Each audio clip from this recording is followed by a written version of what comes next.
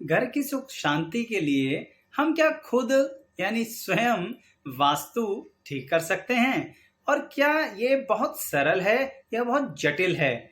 इस बात के लिए आज की ये वीडियो बनाने जा रहा हूं, जिसके अंदर बहुत सरल लेकिन सटीक दिशाएं बताऊंगा, बिना किंतु परंतु के, जहां आपको ये पता लगेगा कि ये बात यहां पर नंबर 1 होती है।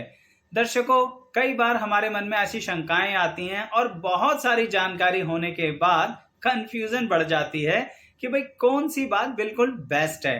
तो आज जो मैं बताने जा रहा हूं कि घर की सुख शांति के लिए आप अपने परिवार में वास्तु दोष को समाप्त कैसे करें घर के अंदर, या इसको ऐसे कहें कि क्या चीज है जो घर में अगर इस दिशा में हो जाए तो वो बहुत बेस्ट और फैंटास्टिक रिजल्ट देंगे। तो आइए इस विषय पर बहुत डिटेल में बात करते हैं और शुरुआत करते हैं अपनी वीडियो की।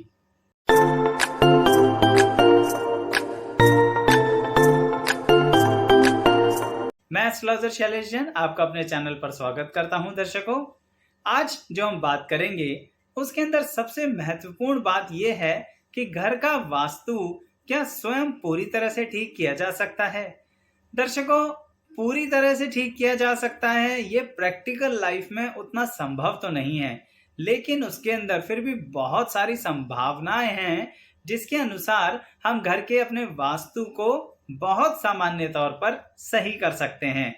लेकिन इसमें कुछ बातें कई बार प्रश्न के रूप में दिमाग में आती हैं कि कुछ लोग हैं जिनको घर का जो मुख्य द्वार है यानी जो घर की फेसिंग है वो पहले से ही चली आ रही है अपने परिवार के अंदर, अपने कुटुंब के अंदर, या इसको ऐसे कहें कि हमें तो पैतृक संपत्ति मिली, अब उसी संपत्ति के अंदर यानी उसी घर के अंदर हम रह रहे हैं, तो क्या अब उसको बेच दें, क्या उसके अंदर परिवर्तन कर दें। और दर्शकों, एक बात और भी बहुत साधारण तौर पर है, घर इतनी आसानी से नहीं आते हैं, और जब आ जाते हैं तो उनसे हमारा मन और आत्मा मिल जाती है, तो इतनी आसानी से घर बेचे भी नहीं जाते। एक व्यक्ति जो इतनी मेहनत से अपने परिवार के साथ मिलकर घर बना रहा है, अगर उसकी दिशा यानी घर की फेसिंग थोड़ी सी डिफरेंट हो जाए तो भी क्या घर के अंदरूनी हिस्सों को ठीक करके वो अपने अंदर सुख शांति यानी अपने घर के अंदर सुख शांति को बढ़ोतरी दे सकता है। उसके पीछे एक लॉजिक बताता हूं दर्शकों आपको। आप ये सोचिए दर्शकों कि अगर हमारे शरीर में किसी तरह की कोई दिक्कत आ गई, कोई रोग आ गई, तो क्या उस रोग को हम ऐसे छोड़ देते हैं? हम योगा इस्तेमाल करते हैं, हम आयुर्वेद इस्तेमाल करते हैं, हम दवाइयां लेते हैं, हम खान पान ठीक करते हैं, हम वर्जिश करते हैं, यानी अंदरूनी तौर पर शरीर को स्वस्थ करने की कोशिश करते हैं। ऐसे आपका घर है, अगर किसी कारण से घर की फेसिंग या मुख्य स्थिति के अंदर कोई दोष आ रहा है तो घर के अंदरूनी चीजों को बदलाव करके या सही से सही व्यक्ति को सही चीज अलॉट करके घर के अंदर आप चीजों को ठीक कर सकते हैं। तो बात यह है दर्शकों कि अगर सबसे पहली शुरुआत में हम बात करते हैं इष्ट देव की यानी ईश्वर की, जिनके लिए वास्तुशास्त्र में बेस्ट प्लेस, ध्यान रखिएगा इस वीडियो में अगर मैं ऑप्शंस भी बताने वाला हूं तो वो भी बेस्ट ऑप्शंस ही बताऊंगा। तो ईश्वर के लिए बेस्ट प्लेस है आपके घर के अंदर नॉर्थ ईस्ट, यानी नॉर्थ और ईस्ट के बीच की जो जगह है उसको दर्शकों हम नॉर्थ ईस्ट कहते हैं। इसको शास्त्रों में ईशान कोण यानी कोना के नाम से भी जाना गया है कि ये ईशान कोण के अंदर आप मंदिर बनाइए। कई लोग यहाँ पर ये दुविधा मन में लाते हैं कि आचार्य जी उसकी फेसिंग ईस्ट की तरफ करें क्या, उसकी फेसिंग किधर करनी है? दर्शकों, वास्तुशास्त्र के अनुसार आप ईशान कोण में मंदिर स्थापित कीजिए। उसकी फेसिंग के लिए आप ईस्ट की तरफ अगर प्रैक्टिकली कर सकते हैं तो करिए, नहीं तो उसकी स्थापना ध्यान रखिए कि ईशान कोण में रखनी है। ठीक ऐसे ही अब आगे बात करते हैं कि सभी के पास आजकल जो घर हैं उसके अंदर कभी कभी 2 BHK 3 BHK और ज्यादा बेडरूम भी होते हैं। मैं मानता हूं कई जगहों पर 1 बेडरूम भी होते हैं, लेकिन अगर एक से अधिक बेडरूम हैं तो फिर कौन सा बेडरूम किसको दिया जाए, यानी परिवार के कौन से सदस्य के लिए कौन सा बेडरूम बेस्ट रहेगा। इसके लिए सबसे पहले हम देखते हैं कि घर के मुखिया हेड ऑफ द फैमिली कौन है। अब इसका भी विचार बहुत जरूरी है दर्शकों कि हेड ऑफ द फैमिली की सही डेफिनेशन क्या है। कई बार हम सोचते हैं जो हमारे घर के बुजुर्ग हैं उनको क्या हम हेड ऑफ द फैमिली माने? दर्शकों, उनकी रिस्पेक्ट जरूर करनी है। उनको मैं हेड ऑफ द फैमिली मानूं या नहीं मानूं, उसके लिए एज फैक्टर रेलिवेंट नहीं है दर्शकों। इसके सही मायने ये हैं कि जो आज भी घर के अंदर मेजर डिसीजंस लेने के लिए रेस्पॉन्सिबल होते हैं। यहाँ पर बड़े बुजुर्गों को रिस्पेक्ट देना बहुत जरूरी है, लेकिन अगर बड़े बुजुर्गों के मशवरे से कोई और व्यक्ति है जो कि घर के बड़े डिसीजंस ले रहे हैं, जिनसे पूछे बिना घर के डिसीजंस नहीं होते, जिनके थ्रू घर में मेन सोर्स ऑफ इनकम आती है, जो घर के मेन कार्य क्षेत्र को संभाल रहे हैं, यानी घर से संबंधित मेन अर्निंग को संभाल रहे हैं, उन्हें मैं हेड ऑफ द फैमिली कह रहा हूं। तो उनको कौन सा बेडरूम अलॉट किया जाए? उनको किया जाए नैऋत्य कोण। अब ये नैऋत्य कोण क्या होता है दर्शकों? नैऋत्य कोण होता है साउथ और वेस्ट के बीच की जगह, जिसको कहते हैं साउथ वेस्ट कॉर्नर। तो उनको वो बेडरूम दिया जाए जिससे वो पूरे घर की कमांड को सही से एनालिसिस करके चला पाए, क्योंकि जल्दबाजी में लिया हुआ डिसीजन गलत हो जाएगा। जैसी संगति बैठी है वैसा ही फल होए। तो ऐसे ही ये स्थिति है कि जिस जगह बैठोगे, जिस माहौल में बैठोगे, जिस व्यवस्था के अंदर बैठोगे, वैसे ही तो विचार आएंगे। इसीलिए ऐसी जगह बैठिए जहां पर दिमाग आपकी क्रिएटिविटी और सोचने की क्षमता, सुनने की क्षमता को बढ़ाता है। तो घर के हेड ऑफ द फैमिली को सबकी सुननी है, सबके लिए करना है, सारी जिम्मेदारियों को पूरा करना है। इसलिए साउथ वेस्ट कॉर्नर में अपना बेडरूम लीजिए, जहां पर आपका दिमाग सही दिशा में सही विचार करेगा। अब नेक्स्ट ये है कि सही में जो हमारे घर के बड़े बुजुर्ग जो अब रिटायरमेंट ले चुके हैं, अपनी जिंदगी को आराम से बिताना चाह रहे हैं, वो अपनी गृहस्थी से एक तरीके से कंप्लीट कर चुके हैं अपनी जिम्मेदारियां, तो उनको अगर बेडरूम अलॉट करना है तो कौन सा करें? दर्शकों, मैं अपने अनुभव से ये कह रहा हूं कि उनको ईशान कोण में अगर कोई बेडरूम है, यानी नॉर्थ ईस्ट कॉर्नर में, चाहे थोड़ा सा नॉर्थ में हो या थोड़ा सा ईस्ट में हो या प्रॉपर नॉर्थ ईस्ट में हो, वो वाला बेडरूम उन्हें दीजिए। अब कई बार आजकल घरों के अंदर प्रैक्टिकली इतना पॉसिबल नहीं होता दर्शकों, सबके घर इतने बड़े नहीं होते हैं जहां पर हम मंदिर को अलग ले जाके बनाएं। तो ऐसी स्थिति में जो बड़े बुजुर्ग हैं उनके ही कमरे के अंदर, अगर नॉर्थ ईस्ट के कमरे के नॉर्थ ईस्ट कॉर्नर के अंदर किसी एक अलमारी के अंदर प्यारा सा छोटा सा मंदिर बना दिया जाए तो वो सही रहेगा।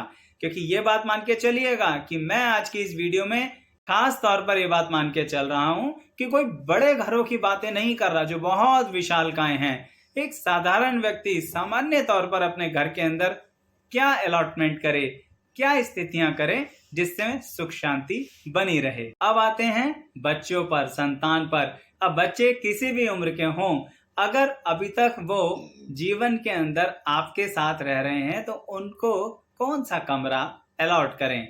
उसके लिए ऑप्शन आता है नॉर्थ या फिर ईस्ट, यानी नॉर्थ या ईस्ट। मैं नॉर्थ ईस्ट नहीं कह रहा हूं, नॉर्थ या ईस्ट में उनका कमरा दीजिए जो उनके जीवन के लिए बहुत अच्छा है। साथ के साथ नॉर्थ वेस्ट कॉर्नर का जो कमरा है, यानी जिसे हम वायव्य कोण कहते हैं, वो भी। ऐसा इसलिए कह रहा हूं दर्शकों क्योंकि बच्चों का तो आना जाना लगा रहता है ना, अपने कार्य क्षेत्र के लिए, अपने करियर के लिए, अपने स्कूल एंड कॉलेजेस के लिए मूवमेंट रहती है। और वैसे भी कौन चाहेगा कि हमारे बच्चे डल रहें, हमारे बच्चे बस पड़े रहें, कुछ कार्य ना करें, लाइफ में ग्रोथ ना करें। हर कोई चाहता है कि बच्चे तो एक्टिव होने चाहिए, एक्टिवली हर जगह रोल प्ले इन्वॉल्व होना चाहिए उनका। इसलिए कह रहा हूं नॉर्थ वेस्ट या फिर नॉर्थ या फिर ईस्ट। अब उस जगह की बात करते हैं जिसको हम अलग अलग नाम से मिडिल क्लास में जानते हैं। तो ये है living room, drawing room, family room, guest room. सामान्य तौर पर हम इन शब्दों का प्रयोग कर लेते हैं, पर मुद्दे की एक ही बात है कि कोई बाहर से आए तो सबसे पहले कहाँ बैठे? बेडरूम में तो नहीं लेके जाएंगे ना दर्शकों। तो वो जो रूम है उसको प्रैक्टिकली बदलना इतना आसान नहीं है, क्योंकि आप खुद सोचिए, अपने घर के अंदर मेन गेट से कनेक्टेड आप उस रूम को रखते हैं और उस रूम को किसी को अलॉट भी नहीं कर सकते कि आप इसे बेडरूम बना लीजिए। तो उसको बदलना तो इतना आसान नहीं है, तो फिर उसमें ध्यान क्या रखें? देखिए दर्शकों, अगर आप नया मकान ले रहे हैं तो कोशिश कीजिए कि वो रूम ईस्ट में, नॉर्थ ईस्ट में या फिर नॉर्थ दिशा की तरफ हो, यानी जिस घर की एंट्रेंस के साथ वो रूम अटैच इन दिशाओं में हो तो ज्यादा अच्छा।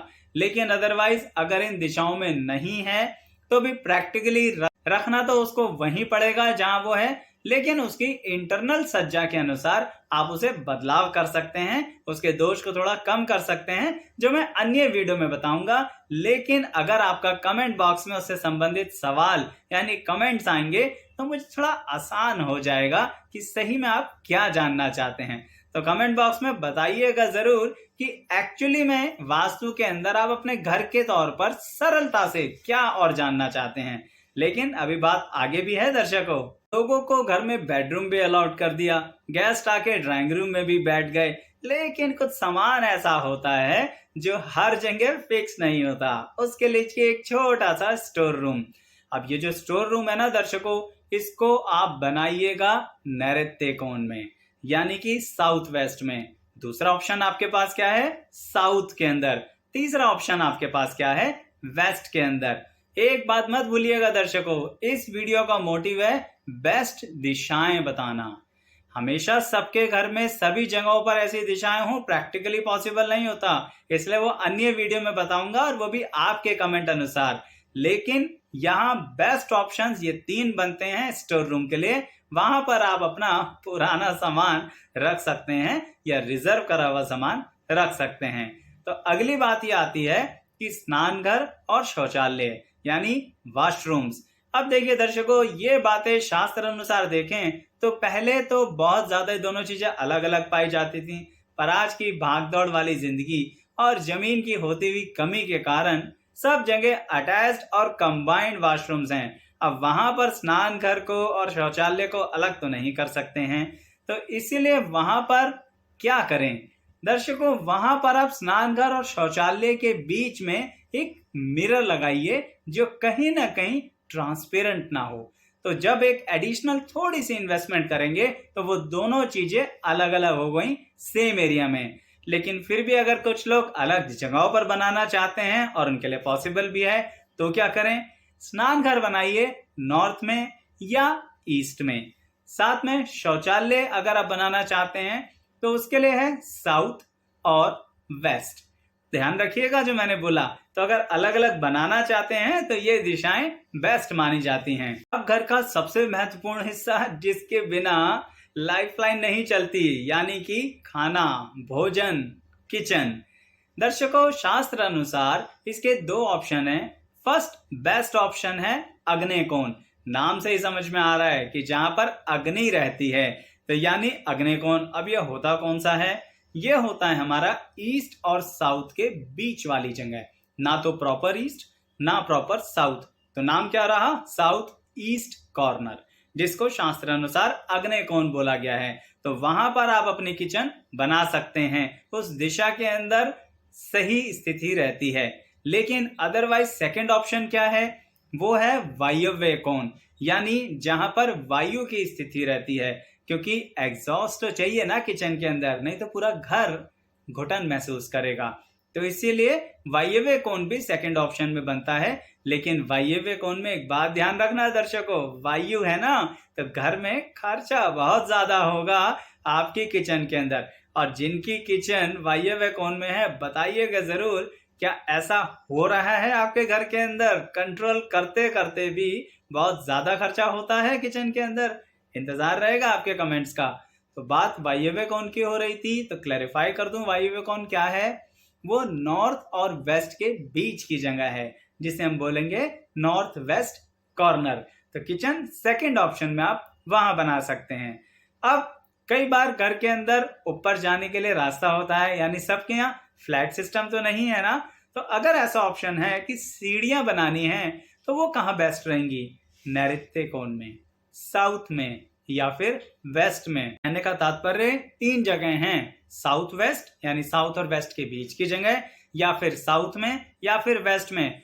इसको बहुत ही साधारण तौर पर बताऊं तो साउथ से लेके वेस्ट तक आप कहीं पर भी सीढ़ियां बना सकते हैं।